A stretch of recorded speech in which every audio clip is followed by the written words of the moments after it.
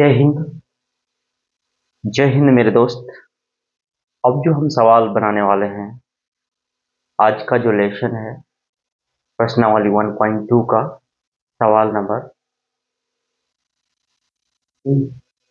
जिसमें कहता है अभाज्य गुणनखंड विधि द्वारा निम्नलिखित पूर्णांकों के एचसीएफ और एलसीएम ज्ञात करें। अभाज्य गुणनखंड विधि से हम लोग हल कर चुके हैं, आप लोग उसमें सीख चुके होंगे। अगर नहीं सीखे हैं तो आई बटन में लिंक है, आप जाके उसे देख सकते हैं। ठीक है, चलिए इसको सॉल्व करते हैं। बहुत आसान है।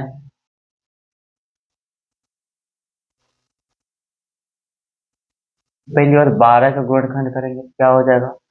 2 गुना 2 गुना 3, ये 12 का गुणनखंड हो गया। 15 का क्या होगा गुणनखंड कीजिए, अभाज्य गुणनखंड 3 गुना 5, फिर 21 का कितना होगा? 7 गुना 3 गुना 7। ठीक, अब यहाँ पर एक चीज देखिए, अब हमको क्या निकालना है? एचसीएफ। क्या निकालना है? एचसीएफ और एलसीएम। एलसीएम निकालना बहुत ही आसान है। देखिए, 3 3 3, यहाँ तीनों में ये 3 मिल रहा है, मिल रहा है ना? एक नंबर सब में कॉमन है, दिखाई दे रहा है? दिखाई दे रहा है ना? ये 3 क्या हो जाएगा? हमारा एचसीएफ हो जाएगा। समझे? 3 हमारा हो गया एचसीएफ। एलसीएम के लिए क्या करना है हमको? अब देखिए, ये तीनों में समान है, एक जैसा है तीनों में। यहाँ भी 3, यहाँ भी 3, यहाँ भी 3, तीनों में समान है, तो तीनों के बदले एक 3 लेंगे। ठीक है, तीनों के बदले क्या लेंगे? एक 3। उसके बाद गुना करेंगे, कितना? 2 है, 2 गुना 2, फिर कितना हो जाएगा? फिर 5, फिर कितना हो जाएगा? 7, तो कितना हो जाएगा? 5 दूनी 10, दूनी 20, दिया 60, और ये हो जाएगा टोटल 420। ये हो जाएगा एलसीएम। ठीक, दूसरा सवाल देखिए। दूसरा सवाल कितना है? इसमें देखिए 17 का गुणनखंड कीजिए तो कितना हो जाएगा? 1 गुना 17। ठीक, दूसरा क्या होगा? 23 का अभाज्य संख्या है, इसलिए क्या होगा? 1 गुना 23। 29 का कितना होगा? 1 गुना 29, फिर कितना हो गया? अब देखिए, क्योंकि इसमें एक ही कॉमन है, इसलिए इसका एचसीएफ क्या हो जाएगा? एचसीएफ हो जाएगा एचसीएफ बराबर 8। एलसीएम क्या हो जाएगा? एलसीएम के लिए एलसीएम के लिए हमको क्या करना है? हमको एलसीएम के लिए इस तीनों संख्याओं का गुना करना है। एलसीएम के लिए क्या करना है हमको? के लिए हमको क्या करना है? तीनों संख्या का गुना करना है। ठीक है, कितना हो जाएगा? 17 गुना 23 गुना 29। इसको गुना कर दीजिए, कितना हो जाएगा? 11,339। कितना हो जाएगा? ये ट्रिपल को गुना कीजिएगा तो 11,339 आंसर। फिर देखिए इसमें करेंगे तीसरे नंबर में। देखिए इसका भी वही काम करना है, 8 का गुणनखंड कीजिए, 2 गुना 2 गुना 2। ठीक, फिर 9 का कितना हो जाएगा? 3 गुना 3, फिर कितना हो जाएगा? 25 का 5 गुना 5। अब यहाँ पर ध्यान से देखिए, तीनों में अलग अलग संख्या दिखाई दे रहा है, दिखाई दे रहा है ना? इसमें भी अलग है, इसमें भी अलग है, तो एचसीएफ हमारा क्या हो जाएगा? इसमें एक होगा, एचसीएफ इसमें एक होगा, क्योंकि जब एक कोनों तीनों में बराबर बराबर एक नहीं मिल रहा है, क्या करेंगे? तो संख्या हमको कॉमन ढूंढना पड़ेगा ना। एचसीएफ बराबर कितना हो जाएगा? एचसीएफ बराबर कितना हो जाएगा? 1। एलसीएम इक्वल टू, अब देखिए तीनों, अब ये जितनी भी संख्या है सबको क्या करना है? वो गुना कर देना है। 2 × 2 × 2, 3 × 3 × 5 × 5, तो सबको मल्टीप्लाई कीजिएगा, कितना आ जाएगा? 1800। देखिए, प्रश्न नंबर 4, इसमें एचसीएफ दिया हुआ है और एलसीएम हमें ज्ञात करना है। बहुत ही सिंपल है, अगर आपको याद होगा तो क्या बताए थे, n1 इंटू n2 बराबर क्या होता है, HCF। दो संख्याओं का गुणनफल, अभी जस्ट सवाल पढ़े थे, दो संख्याओं का गुणनफल, दो संख्याओं का गुणनफल, गुणनफल बराबर किसके होता है, HCF गुना LCM। ठीक, ये होता है बराबर।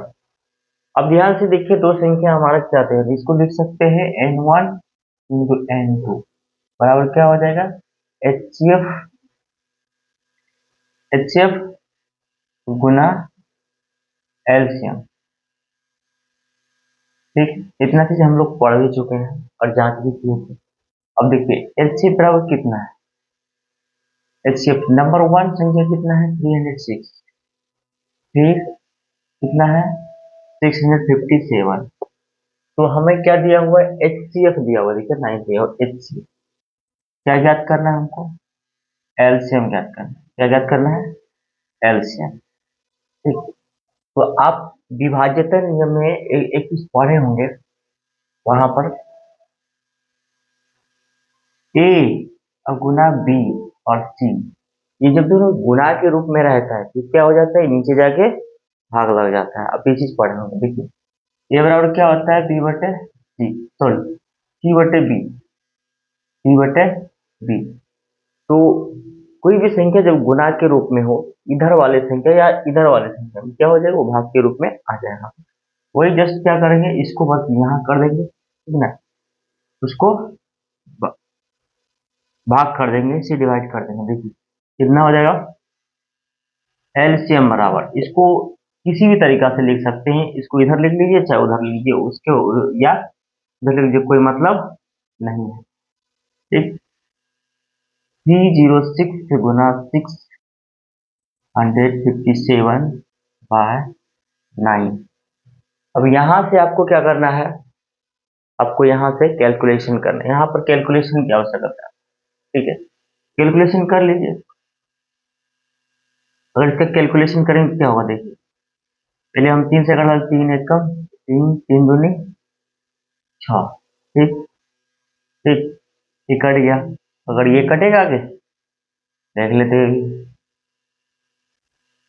3 तिया 9, 3 चौका 12, 3 तिया 9, 3 चौका 12, तो 657 गुना 34।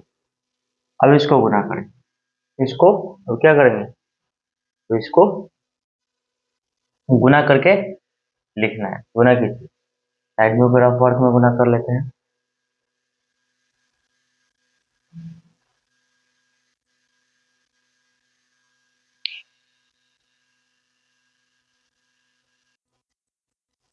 कितना था, 22,338। ये हो गया एलसीएम, इसका एलसीएम हो गया।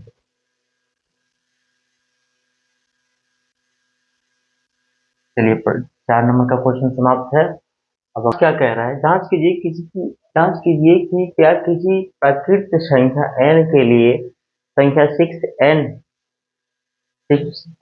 अंक शून्य पर समाप्त हो सकता है, 6n शून्य पर समाप्त हो सकता है। चलिए देखिए, सबसे पहली बात हम ये जानने की कोशिश करेंगे कौन सा अंक संख्या शून्य पर समाप्त होता है। किसी दिया हुआ है n एक प्राकृतिक संख्या है, आप लिखिए हल, हल n एक प्राकृतिक संख्या, n एक प्राकृतिक संख्या है, प्राकृत संख्या है। ठीक है, n क्या है, प्राकृतिक संख्या। n बराबर कितना दिया है, 6n, 6n दिया है। तो n बराबर क्या लिख सकते हैं, इसको 2 into 3, 2 into 3। तो थ्योरम पढ़े होंगे आप, याद होगा आपको।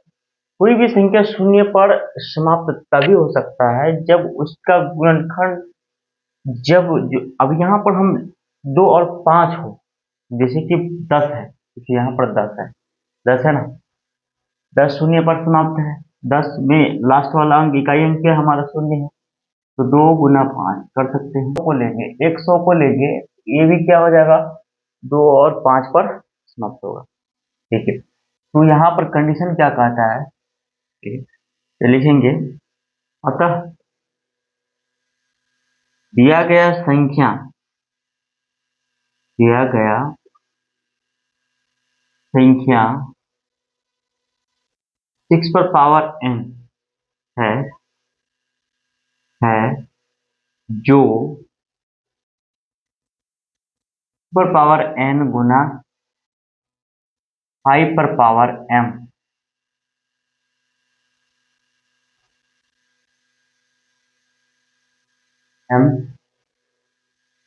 के रूप का नहीं है, अतः इसका अभाज्य गुणनखंड के रूप का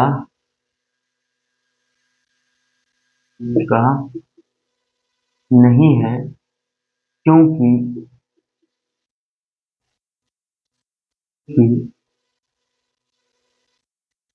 इसका अभाज्य गुणनखंड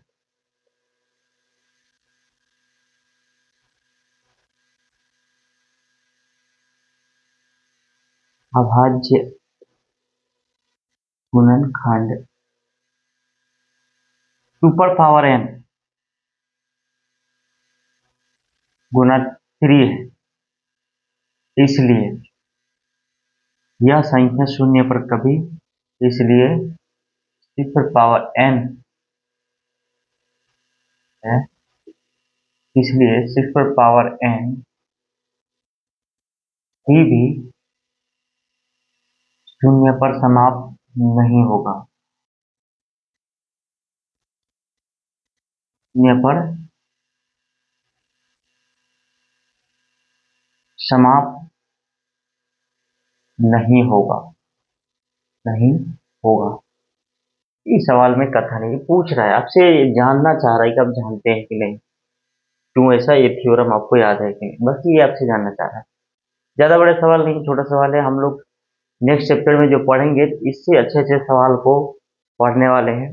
फिर अब 2 सवाल और बचे हैं, उसको भी हल करते हैं अगले सवाल की ओर। इस सवाल में पूछ रहा है कि बताइए कि ये भाज्य संख्या है क्यों। ठीक है, तो भाज्य संख्या के लिए क्या, भाज्य संख्या अभाज्य संख्या हम लोग पढ़ चुके हैं फॉर्मूला में भी, और 8th क्लास में भी पढ़े होंगे, 5th क्लास में भी पढ़े होंगे, और 9th में भी, 10th में भी पढ़े होंगे। 10th में तो नहीं, लेकिन 9th में जरूर पढ़े होंगे। ठीक है, अगर नहीं पढ़े तो दोहराया कीजिए, वो जो बेसिक चीजें उसको जरूर दोहराया, फिर अभाज्य संख्या। ठीक है, यहाँ पर हमें ये कह रहा है कि बताइए कि ये अभाज्य संख्या है क्यों। क्या है यहाँ पर, पहला सवाल है 7 गुना 11 गुना कितना है 13 प्लस 13।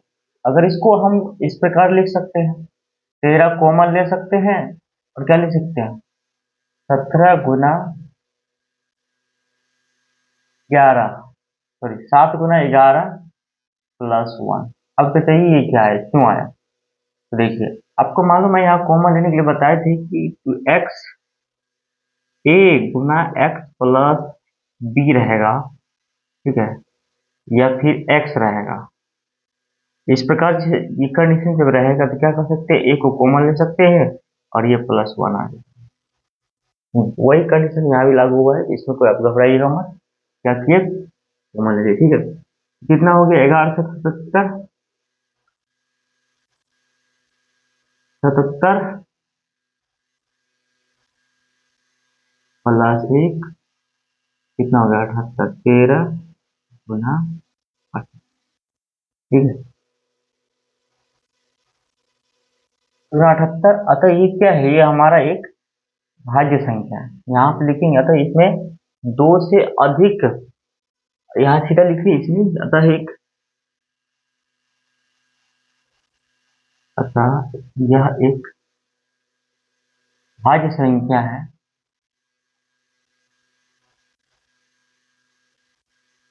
भाज्य संख्या है क्योंकि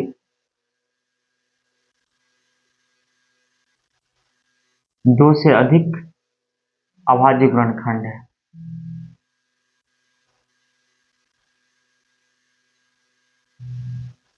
दो से अधिक अभाज्य गुणनखंड, अधिक अभाज्य गुणनखंड है। ठीक है, फिर से वही सवाल यहाँ पर भी है। देखिए यहाँ 5 यहाँ भी दिखाई दे रहा है, सेम टू सेम इसी प्रोसेस से वो भी बनेगा। ठीक है ना, और ये लाइन लिखना है हमको, समझ रहे ना। देखिए अगर यहाँ पर कॉमन लेट कितनी लिखेंगे, 7 गुना 6 गुना 5 गुना 4 गुना 3 गुना 2 गुना 1 प्लस कितना हो गया 5। ठीक है, 5 यहाँ भी है और 5 यहाँ भी, कॉमन ले सकते हैं हम 5, इसको लिख सकते हैं ऐसे, 5 कॉमन लेकर ऐसे लिख सकते हैं, कितना आ गया 6 गुना 4 गुना 3 गुना 2 प्लस 1। अब इस सबको गुना करेंगे तो ये हो जाएगा हमारा 1008 प्लस 1, कितना हो गया 5 गुना हो जाएगा 1009। तो हम यही यही चीज यहाँ लिखा था, यह एक अभाज्य संख्या थी जिसमें दो से अतिरिक्त एक अभाज्य, दो से अधिक एक अभाज्य गुणनखंड है।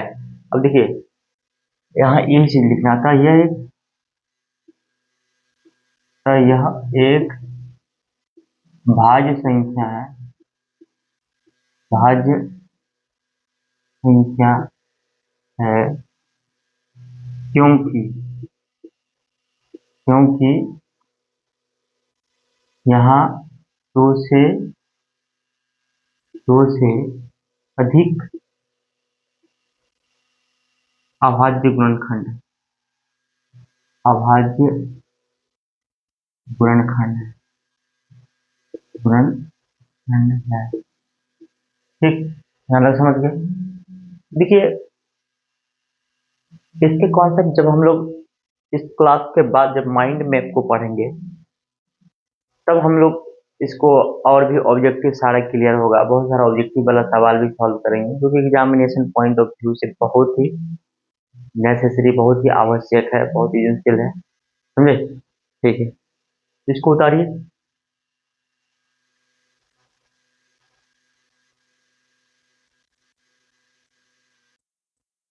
नंबर 7 है, नंबर 7 है, मैं कह रहा है हम लोग के पास तो किताब हो गई है, अपना किताब एनसीईआरटी खोल लीजिए और इसमें देखिए सवाल पढ़िए, 7 नंबर, 7 नंबर का सवाल पढ़िए। क्या कह रहा है कि खेल के मैदान के चारों ओर एक वृत्ताकार पथ है और इस मैदान के एक चक्कर लगाने में सोनिया का 18 मिनट लगते हैं। तो इसी मैदान का एक चक्कर लगाने में रवि को 12 मिनट लगते हैं। यानी कह रहा है सवाल में एक मैदान जीता था, वो क्या है चलता है, यहाँ से रवि दौड़ना प्रारंभ करता है, यहाँ से सोनिया दौड़ना प्रारंभ, एक ही दिशा में दौड़ रहा है। ठीक,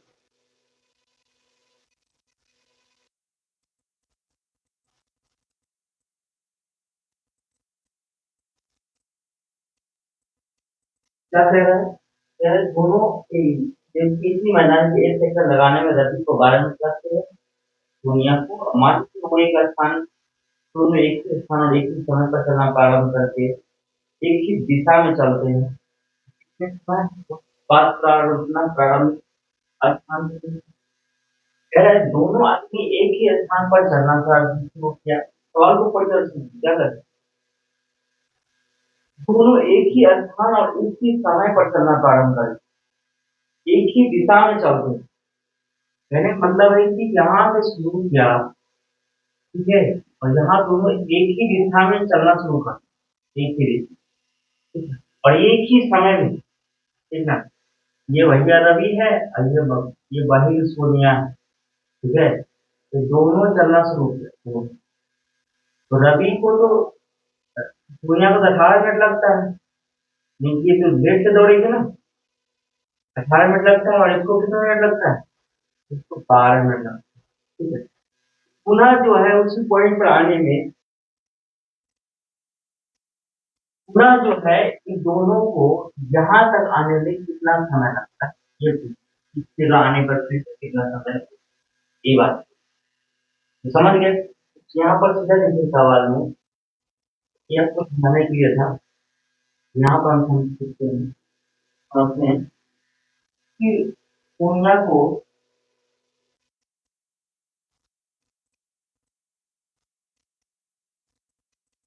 पुनः को एक चक्कर लगाने में लगा था लगा कितना होता है 80 और रवि भी एक चक्कर लगाने में लगा था। कितना समय लग रहा है? 12। ठीक, तो दोनों से क्या मांग रहे हैं? दोनों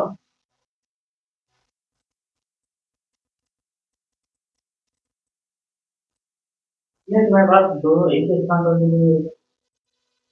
तो हमारा ये सवाल माध्यमान से था, क्वेश्चन को डिमांड करते हैं, क्वेश्चन के डिमांड को समझ कहते हैं कि एलसीएम मांग रहा है, इसका इन दोनों का क्या मांग रहा है? तो दोनों जो है ना, दोनों पुनः उसी स्थान पर एलसीएम दोनों को दोनों स्थान पर मिलेगा।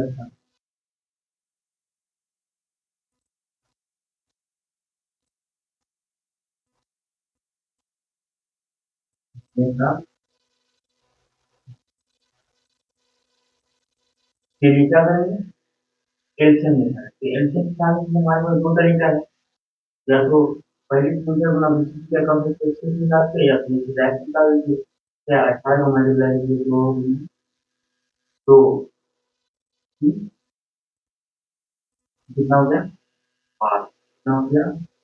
तो हमारा एलसीएम कितना हो जाएगा? जब अगर लें तो कितना हो जाएगा? पर स्क्वायर इसमें दो संख्या बड़ी है, ऊपर में दो संख्या ज्यादा है, तीन की संख्या ऊपर ज्यादा है, दो की संख्या नीचे ज्यादा है, दोनों में से फिर कितना आ जाएगा? तीन बराबर हो जाएगा।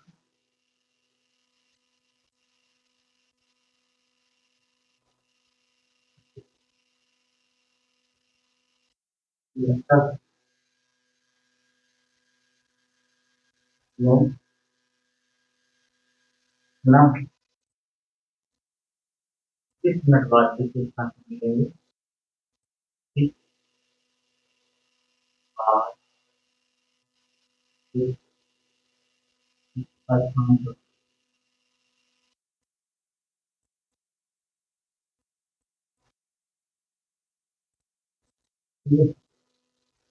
ये चैप्टर क्लोज हो गया। अब हम लोग कल से मोस्ट इम्पोर्टेंट टॉपिक है आज, ये चैप्टर समाप्त होता है।